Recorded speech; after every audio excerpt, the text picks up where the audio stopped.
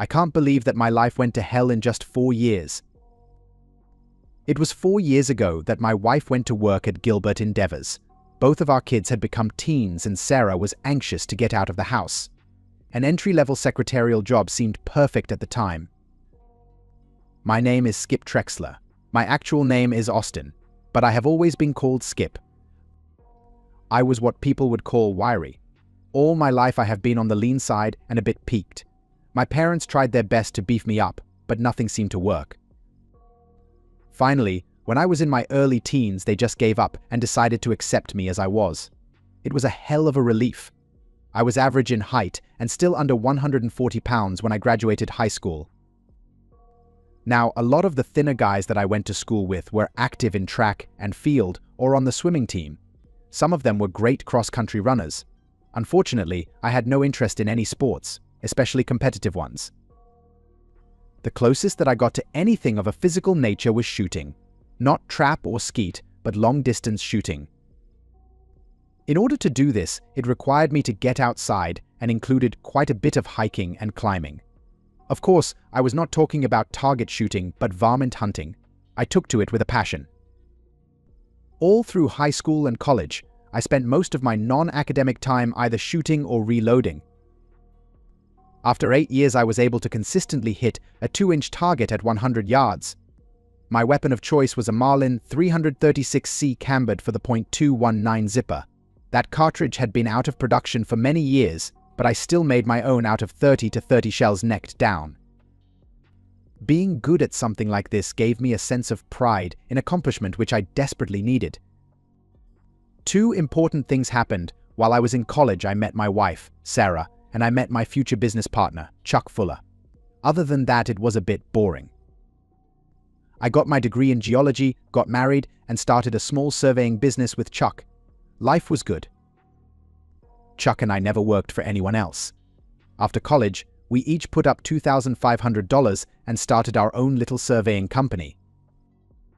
We concentrated on small jobs and a lot of real estate sales transactions. We didn't make any big money, but we were both comfortable and happy. Chuck married a local girl 3 months after Sarah and I got married. We stood up for each other. My family had a cabin, which we called a bungalow in Schuylkill County on 160 acres. We had all of our family gatherings there, and this was where I did most of my shooting when I was younger. The Fullers had a real cabin on 640 acres in Potter County. Chuck and his family did their hunting there, but did not use it for anything else. That is all you need to know for now. As I previously said, my life started going to hell about 4 years ago. Gilbert Endeavors designed and manufactured exercise equipment. Its headquarters was local, but it had manufacturing plants and distribution facilities all over the country. My wife Sarah started working there when our twin daughters, Marcy and Mercy, started middle school. It seemed to be a good idea at first. The hours were good, the pay was fair, and the location was convenient. The first year or so was perfect. Gilbert Endeavors hired Terry Ulrich, a retired NFL fullback, to be the company's marketing manager and official spokesman. Unfortunately, my wife worked in the marketing department. For 6 months, we were inundated with tales of the magnificent Terry Ulrich. My wife and daughters both were infatuated with his greatness. Thankfully, after about 6 months, all of the adoration seemed to taper off at about the same time that Sarah started putting in lots of overtime. Chuck and I both grew up in the area, so we knew many people who worked at Gilbert. It was not difficult at all to find out that Sarah and Terry Ulrich had become an item. While their relationship blossomed, our marriage deteriorated. As Sarah and I grew apart, my relationships with my daughters did also. I never confronted her about it. She started going on more and more business and promotional trips. When she came home, she was always gushing about what she did, who she met, and what she saw. Of course, this was all for the girls' benefit. None of it was directed towards me. I had become a non-entity. She usually, but not always, invited me to accompany her to the company parties and gatherings where I was then ignored for the rest of the evening. Sex was out of the question. How does a man endure a life like this? Up until Sarah started work, our family life was normal. We got to eat out regularly. We took family trips on the weekends and vacations at least once a year. The girls took ballet lessons and played soccer. Sarah was active in the PTA and the Girl Scouts. We had a pizza night every week. The one thing that the girls did not like was spending time at the bungalow. All of this was in the past. It was all gone now. Sarah's out-of-town conferences and meetings gradually increased in the last few years. Lately, on several of the longer trips, she would take the girls with her. I was never invited or even asked if I wanted to go. I often overheard the girls talking to their friends about the great times they had. Nothing was ever said when they knew I was in earshot. Terry Ulrich was never mentioned, even though I knew he was on every one of the jaunts. Everything came to a head at the Gilbert New Year's Eve party. It was difficult for Sarah to not invite me. I didn't want to go. The humiliation of having to live with infidelity in private was bad enough. I was afraid that I would not be able to control myself if things got out of hand. I was right. The girls were all dressed to the nines. Marcy and Mercy were excited because it was their first dress-up adult party. I didn't have a tux, so just wore the best suit that I had. I did get to wear a tie that I had gotten for last Father's Day. Several hundred people were milling around when we arrived. Skip Trexler. Glad to see you could make it. Thanks for bringing your wife and beautiful daughters to our little gathering. Terry Ulrich seemed to be smiling at the grimace on my face as he crushed my hand. He finally let go, and I noticed Sarah was smirking. The girls gave me a disgusted look as they quickly wandered off. It was the start of a bad evening. I had one beer and crawled into a corner, trying not to embarrass my wife and daughters any more than I had. I had not said or done one thing, and yet I successfully ruined the start of their evening. Terry Ulrich was a big guy, really big. He was at least a foot taller than I was and outweighed me by 100 pounds, all muscle. He was the epitome of glad hand and grandstand. My daughters mingled all around the room, but my wife spent most of the evening by his side. Most of the time she was lightly holding onto his arm. A few of the lower-level men made feeble attempts to strike up conversations with me, but none of them went anywhere. Several of the middle-level and higher-level executives noticed me and smirked or made sly comments to their companions that I felt were related to my cuckold status. I didn't hear any actual words, but it was apparent what was going on. My beer was replaced with a plain ginger ale, which I sipped slowly as I worked myself into a bit of a frenzy. I normally was able to control myself pretty well and was proud of the fact that I never lost my temper. Many of the people had started dancing, and I noticed that the girls were having a good time, and my wife was also with Ulrich, of course. In the last 3 hours she, nor the girls, had spoken to me one time. Of course, I couldn't expect them to ruin a good evening by consorting with a wet blanket. A small male-female mixed group was off to the side of the dance floor chatting when one of the guys pointed to Sarah and Ulrich. They looked over my way, started laughing, and quickly looked away when they saw me glaring at them. They were still snickering a few minutes later. That ended my evening. I put my glass down, and as I started for the door, I noticed that Ulrich had his hands on my wife's ass, and she was caressing the back of his neck. Before I knew it, she had pulled his head down and gave him a big sloppy kiss right in the middle of the dance floor. It took me less than 5 seconds to get across the room, spin Ulrich around, and hit him as hard as I could with a roundhouse right. My hand hurt like hell, and the next thing I remembered was waking up in the back of an EMT vehicle. It was only a short ride to the emergency clinic, and I did notice that I was alone in the ambulance. I remember being wheeled into the emergency room. The next thing I knew, I was waking up in some sort of recovery area. 30 minutes after recovering, I got a visit from a doctor who gave me an update on my condition. In addition to my broken hand, I had 3 cracked ribs, a broken nose, 3 lost teeth, and 2 that were loose. My jaw was wired shut, and my right kidney was bruised. Ulrich ended up with a good kick to the testicles, resulting in some damaged blood vessels. The doctor said that I could be released in about 4 days, but I would have to spend at least 2 weeks in rehab. If I wanted to, they could arrange for me to have the rehab at home. I selected the other option. It was well after noon when my wife and daughters finally showed up. Sarah looked pissed off and the girls looked bored. No one said anything. Since my jaw was wired up, I didn't feel like starting any sort of conversation. I was able to speak, but I didn't want her to know that. Well, Skip, what do you have to say for yourself? I quickly evaluated her attitude and decided that this was a conversation that I did not want to have. Rather than try to answer her, I just mumbled and pointed to my jaw. We must have sat there for a good minute before she started again. It was embarrassing, Skip. The girls were so humiliated that we had to leave before New Year's Eve. The whole evening was ruined, and for what?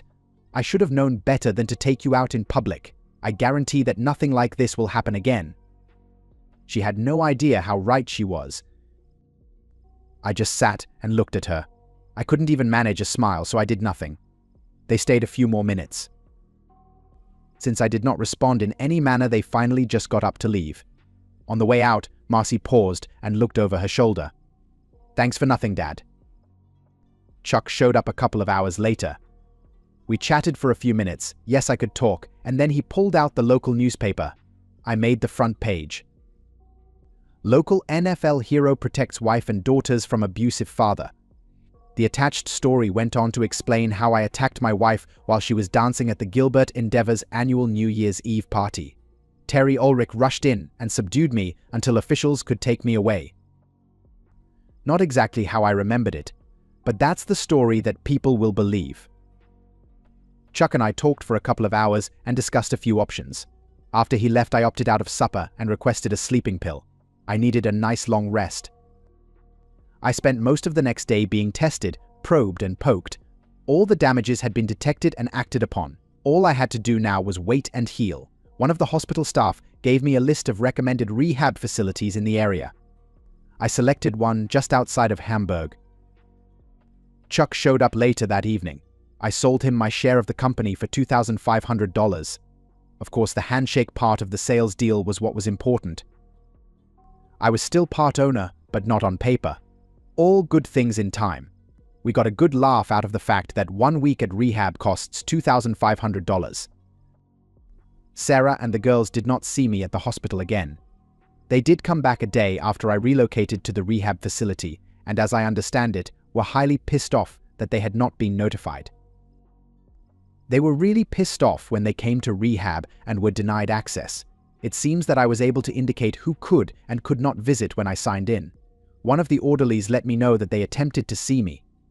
My ribs hurt like hell when I laughed. The worst part of my injuries was dental work. Luckily, they had a dentist who was available to do on-site work at a cost. I opted to take advantage of it. The injury to my hand was not as bad as they originally thought. Although it was possible for me to get out of rehab a bit early, I decided to stay the full 2 weeks. After 10 days, I was able to breathe fully again. That felt good. Sarah never tried to visit again. The second weekend in February, the National CrossFit Expo was held in Atlantic City. Sarah and the girls attended with Terry Ulrich and the GE marketing team. Chuck and a few of our employees spent the weekend moving my clothing and stuff to the bungalow in Schuylkill County. He made sure to get my Marlin and all of my reloading supplies. 2 days later, I was comfortably settled in my new abode. That weekend, Chuck and his wife, June, came for a visit. It seems that Sarah has been to the office looking for me. There had been no bank deposits made to the joint account since the first of the year, and Sarah wanted an explanation.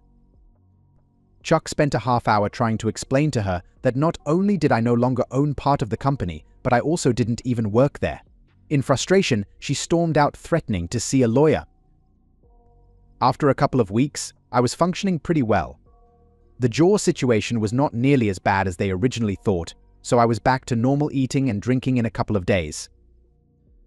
My dental problem was fixed, and I decided to leave my broken nose alone.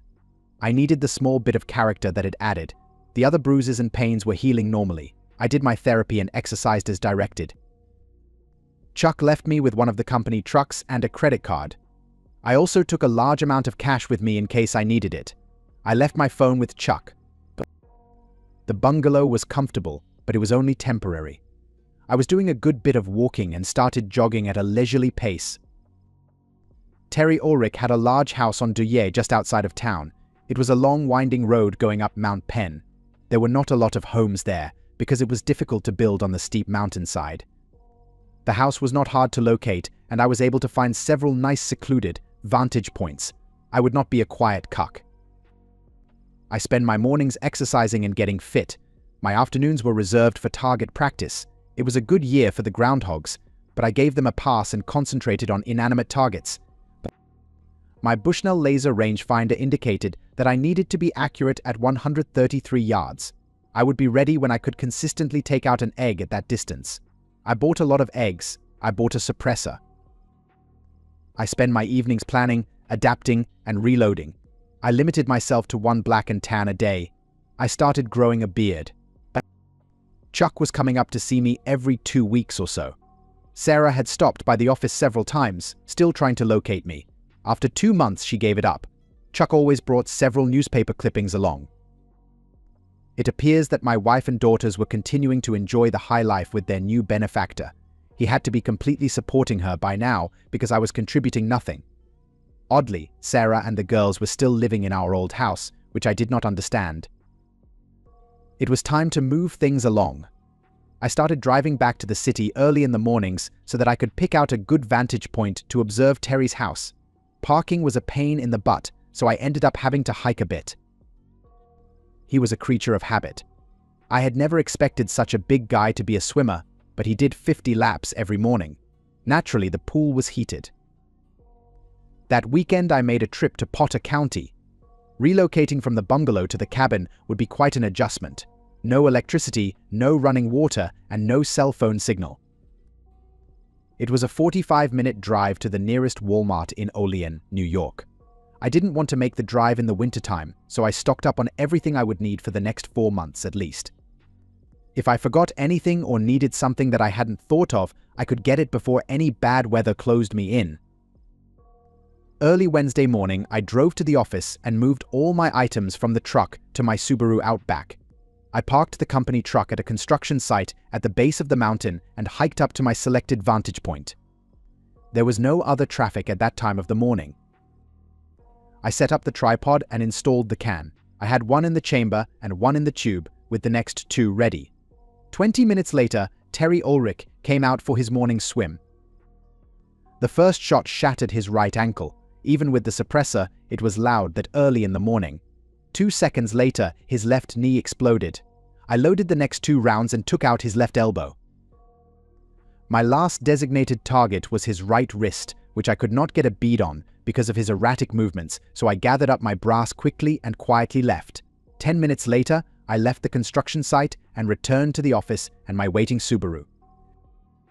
I didn't go back to the bungalow but drove straight to Potter County. The first order of business was to clear out the spring so that I would have fresh water. Then I had to start getting together a good stockpile of firewood. Luckily, the cabin was watertight and well insulated. LED lanterns were a lot better and cheaper than the old coal oil lamps that were there. Soon things were fully under control and I started shooting again paper targets this time. I first saw her in the middle of the second week. A tall, lanky woman dressed in jeans with a flannel shirt and vest. Although she was far away, I could see that she had a pack or something on her back.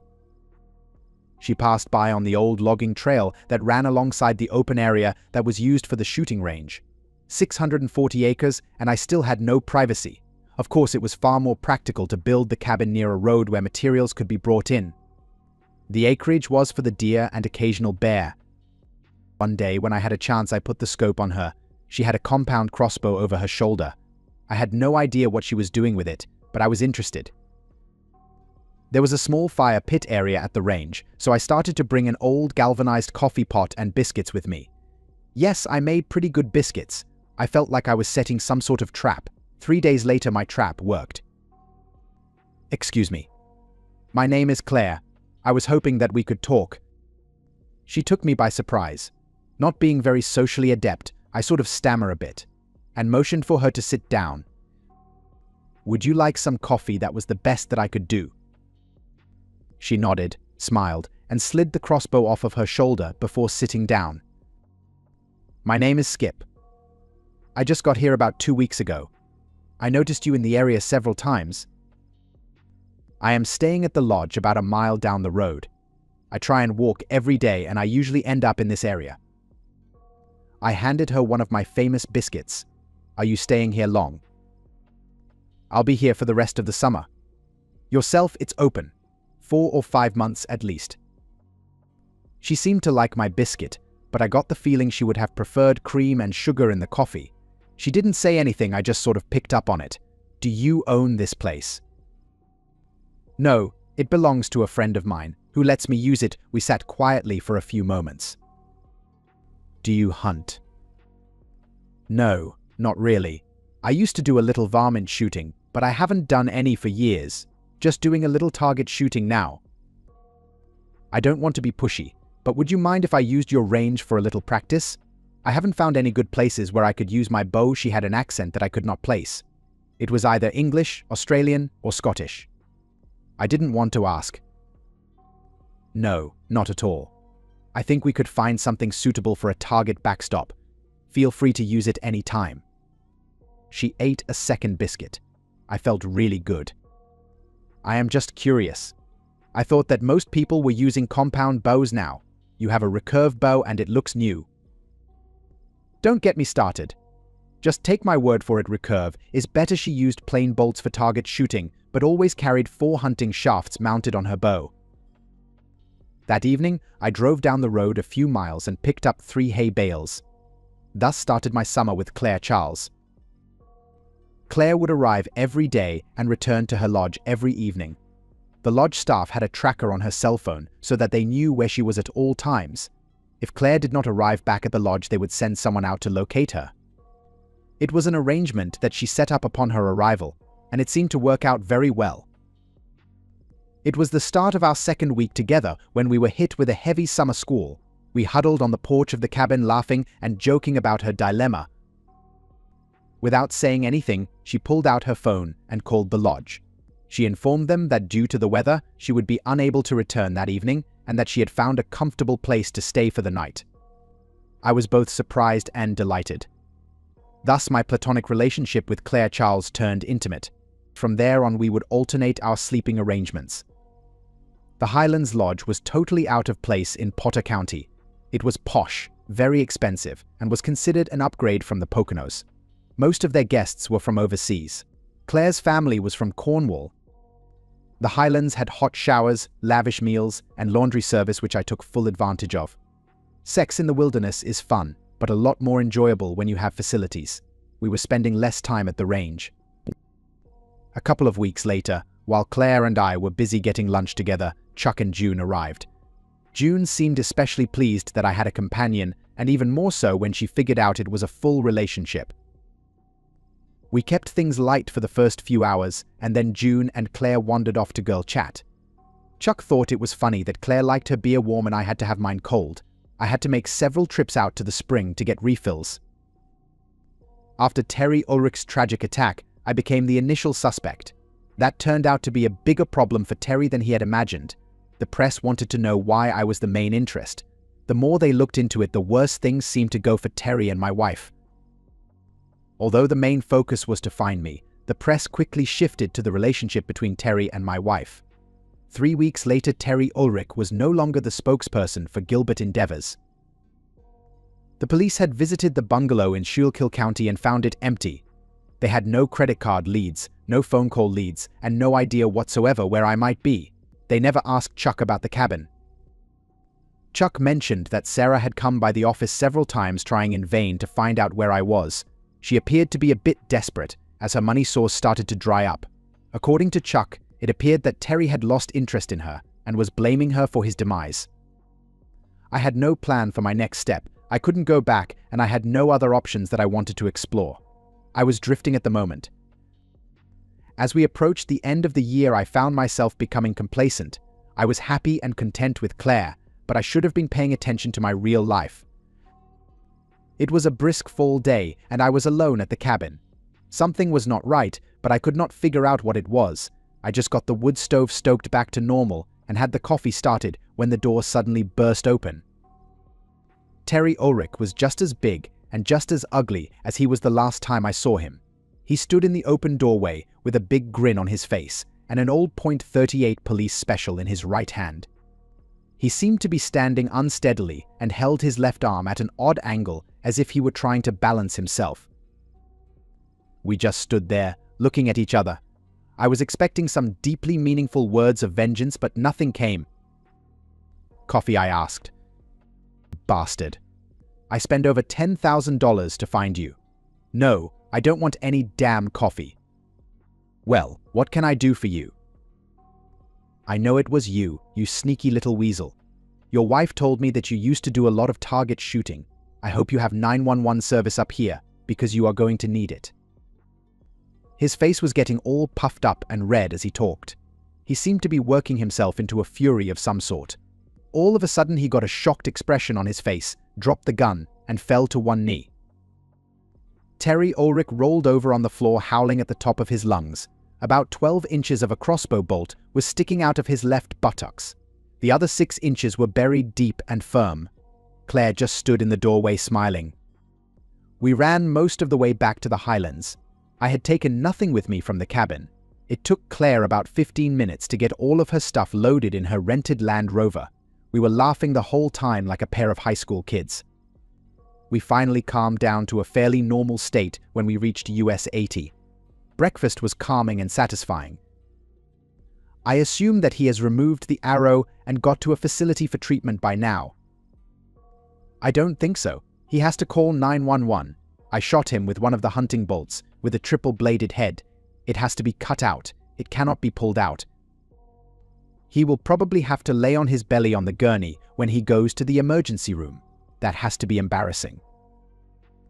Well, Miss Claire, it looks like we are in big trouble now, and it is all your fault. She flicked a fork full of scrambled eggs at me and laughed. After breakfast, I made a call to Chuck, while Claire called someone else. I updated him on the situation, and he seemed to think that it was quite humorous. I told him that we were going to Ocala, Florida, where my grandparents lived. He snickered a bit because he knew I said that, just to cover his ass. While I was on the phone, Claire came over and took my wallet out of my pocket. She returned to her seat and continued her conversation while I shopped for goodies for our trip. What trip? I didn't know, but we had to go someplace. For some reason or another, I felt that Claire had a plan. She didn't tell me anything and I didn't ask. I was content in my ignorance and I trusted her. It was a long day. We finally stopped at a beautiful bed and breakfast in the Wisconsin Dells. We were beaten by the drive and just fell fast asleep. Breakfast was great and 4 hours later, we were at the Walmart superstore in Duluth. Claire still had all of her stuff, but I left with nothing. I still had no idea what she had in mind, and she seemed to be having fun keeping me in the dark. I got a new wardrobe of sorts, and Claire got a big bag of snacks. Ever since I was a boy, I used to dream about taking a canoe trip to the Boundary Waters. I finally got to do it. Everything was arranged when we got there. The outfitter was even going to take care of Claire's rental car. That gave me a clue that we were probably not coming back. It was intriguing and exciting. I couldn't wait to see what else she had in store for me. Before we set out, I made one last call to Chuck. Skip, what in the hell did you do? It is all over the news here about Ulrich's latest demise. Some of the national services even picked it up. Gee, Chuck, I have no idea what you are talking about. I could hear June laughing in the background.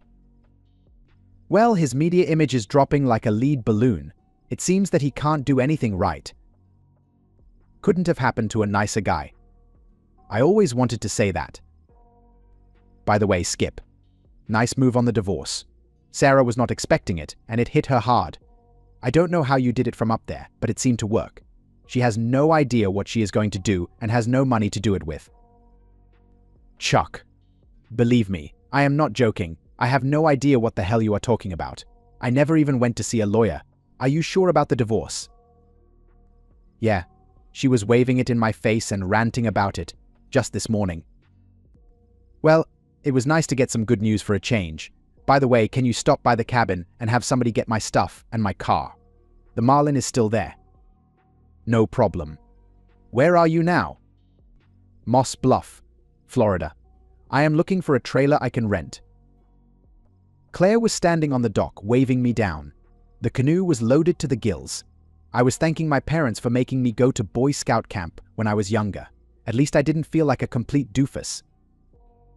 For the next 6 days, we paddled the lakes of the Boundary Waters.